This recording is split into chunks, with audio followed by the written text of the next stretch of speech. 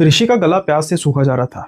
अब ये उसकी भूल थी या मूर्खता? आमतौर पर वो अपने बिस्तर के पास पानी का जग रखकर सोता था, उसको प्यास बीच में लगती थी। लेकिन आज जब वो उठता है तो उसको डर लग रहा था नीचे जाने को। अंधेरे से वो डरता है, इसलिए अब उसकी सिर्फ एक ही उम्मीद थी, उसकी पत्नी नैना, जो उसके पास ही लेटी हुई थी। लेकिन जैसे ही उसका ध्यान अपनी बगल में जाता है, नैना को वहां पर ना पाकर वो पहले तो हैरान रह जाता है, लेकिन फिर सोचता है कि शायद वो वॉशरूम गई होगी।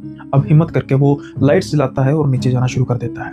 जब वो नीचे जाता है किचन में, वो देखता है कि वहां पर नैना खड़ी हुई है और उसकी तरफ देख कर मुस्कुरा रही है। हाथ में उसके पानी का गिलास था और कुछ समय बाद वो पानी पीती है और ये भी एक गिलास पानी पीते हैं और नैना को कहते हैं कि चलो साथ में चले। लेकिन नैना का कोई भी रिस्पॉन्स ना देखकर ये सोचते हैं कि शायद कोई उसको किचन में काम पड़ गया होगा, तो ये कहते हैं कि चलो तुम जल्दी आ जाना।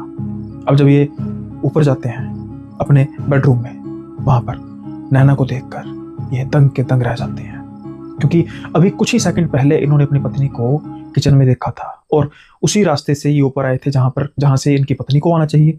तो फिर इतनी जल्दी बिना इनकी आंखों में आए इनकी पत्नी इनसे पहले बेडरूम में कैसे आ गई? ये डर जाते हैं, लेकिन ये अपना वहम समझकर सो जाते हैं।